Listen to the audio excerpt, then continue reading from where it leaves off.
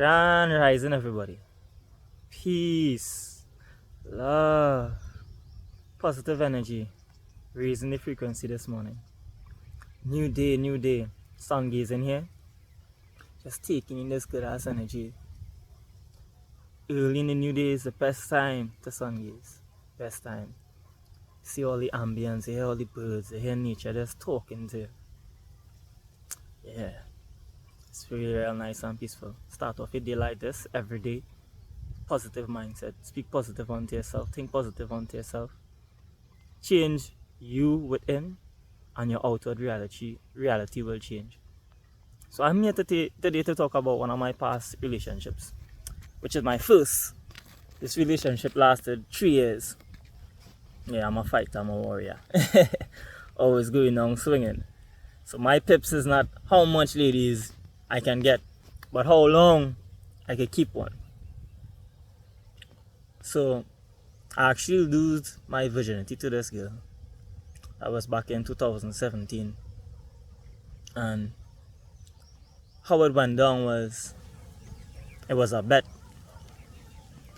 So one of my friends was like, boy, reaching Form 5, inshallah thing yet. Going on with you. So he was in the same ball game too. So I asked you what was going on with you. And we started to talk. And I was just simply explaining to him. I was like, boy, I doesn't even be on nothing really and truly, because I doesn't really see anybody out there who I could actually see myself having a positive saying, who I can see myself having a positive future with. So it's not really the go-to when I talking to ladies, because it had a lot of ladies around me every day, left, right and center, talking to plenty of them. And I know I could get you, but I'm not pushing that. But after we had a long conversation about this virginity thing, we make a bet, boy. And he was like, boy, I fed up on it. Let me see you could get it first now. Because I telling him I could get you if anytime I ready to get you now. And he doubting me. But you don't doubt. You don't doubt empaths. Don't doubt me at all. Right? So I do so and I say, what is this here? Alright. 2 weeks later, I say, boy, I get you, you know. You lie. I say, I lie. I say, alright, cool. I say, well, I'll go invite you over. And I'll bring you by here and we will lie man thing. But what? I invite you over. And I'll bring you home by here. And I say, I'm in the room now. The walls get hot inside it.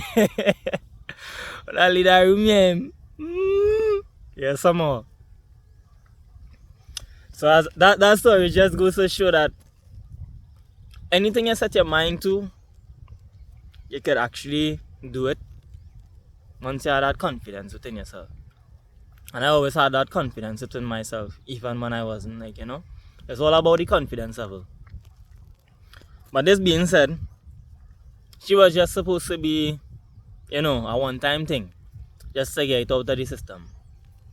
But I say to myself, I say, oh no, boy, let me get to know this girl and see what she really about, boy. Before I just drop she and bust out, you know what I mean? Because we had a little conversation and stuff like that before, you know, we actually went down that road. And when I started to hear about all she trauma and past experiences with males in her life, mom being abused by her dad, also being abused by her stepfather, her dad ended up in prison, and then her stepfather traumatizing both her and her mom, beating her mom right in front of her, cutting the electricity of the house when he can't get to come there because it's not his place and he doing that. All kind of trauma things going on there in her life. And I was like, I can be a next one adding to that trauma for me just having sexual intercourse with her and then busting out and leaving her. So I was like, wait, boy, I can't do that now. And I make out to myself that I wouldn't be one of those to add to the pain in this world. I always wanted to bring that, that help out. Always wanted to help in this world, not add to the stress and the pain in this world. So I decided to stay with her, and I decided to really and truly try my best to bring her out of that cage, of that hole that she was in. And it worked. I actually brought her out of it. But while bringing her out of it, I was losing myself in it. Because my main focus was on to help her. And then, who was helping me? When she's supposed to be reciprocating that energy that I given her, she wasn't giving me back that same energy. So I started to become stressed 2 years in, going down the line. Make up, break up. This time of the relationship is just make up, break up, because all the time I focus on you, but right now I'm trying to build back up my mental health too now. And it's tough. So it's a lot of make up, break up. And I just keep saying, hey, I invest so much time and effort into this girl, boy. So much time and effort, like, don't let she go. Keep riding on, die hard. Things will get better. That's what I tell myself. What an illusion I put myself in. Wow. Believing that things would have gotten better, but I wanted things to get better. If she truly wanted things to get better, she would have put in the same amount of work and effort that I was putting in to keep that relationship. She didn't do that. So I stopped hurting myself coming closer to the end of the 3-year period. And I started to put on my foot. So now I started to get very rough, loud, aggressive. There's a lot of shit that I've been taking for the past 2 years and change. So I started to open up my mouth and I started to be very aggressive. I went down roads that I did not think that I would have gone down in my life. So I found myself losing myself day by day. And I was like, yeah, well, the longer I keep this up, the more I'm going to lose myself. You know what I tell myself one day? I give up. That was it. I give up. The minute I stop being the spinal cord of that relationship and being the one to take the hit all the time, everything crashed. I was like, wow, that just goes to show how much work and effort I was putting into that relationship. How much work and time and effort. As soon as my effort stopped, no effort was reciprocated to me. That said a lot. And that also taught me a lot. You don't pour out your energy into a broken cup, a broken vessel for say.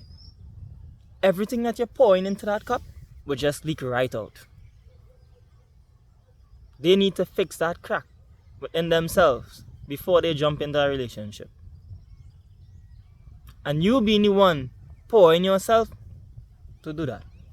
Pour that same energy into you and build yourself. And stop allowing people to suck your drive, please. Because when you're down to the ground, you have to build yourself back up. Trust me. You could be elevating yourself rather than having setbacks. Keep elevating yourself. If you're looking for somebody special, make sure they're meeting you on that same level that you are. Make sure they're ready to reciprocate the same energy that you have to give. After that relationship, I made an oath to myself. I would never do it again the same way that I did it before. And who tell me say that? Who tell me say that? But I'm smarter this wrongs. So, I didn't go into our next relationship until a year after. Take my time to heal and grow and build back myself. And guess what? Back into our next psychopath now. This one is a psychopath, guys. I end up in a relationship and it's like they do everything the right way. They try all type of ways to manipulate you by doing what they know you want them to do. When in reality, it's not what I want you to do, but it's what you want for you.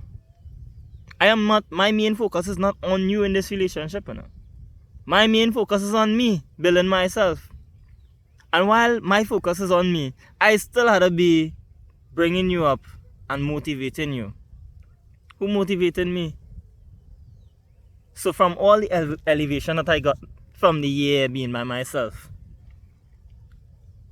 everything just started to get stagnant in that relationship. I wasn't growing. I wasn't losing anything because I was not allowing her to pull me down. Every time she started to pull me down, I done ready to bust that link one time. Don't pull me down now, because I busted that link one time. But we never truly break up now. Because every time like I reach to that point where I'm saying I telling she exactly what she doing, she'll come down. And she'll be normal. And we'll have a conversation about it and things will work out normal. But I started to see the pattern over time. And the pattern was like, she not understanding or actually learning anything. She just using manipulation tactics, right, left and center. Psychology methods. To do me that. I'm not stupid. I'm not stupid at all. And when I start to see that now, I say, yeah, what? I need a break. You know? They all I tell you, I need a break. And from me saying I need a break, it also led to me saying that I need some alone time. She didn't think that it was actually alone time that I wanted. Okay. Taking my alone time now and I invite her, I say, come over farm the weekend now. She said, nah, something so. I said, you mean nah? She said she had to think about it. I said, I had to think about it. I said, if you had to think about it, don't bother to come. I needed that bad in this space. I just wanted you to come around to Lime and chill a little bit because you ain't seen me for a while. I ain't see you for a while, so you know, I want to spend that quality time with you.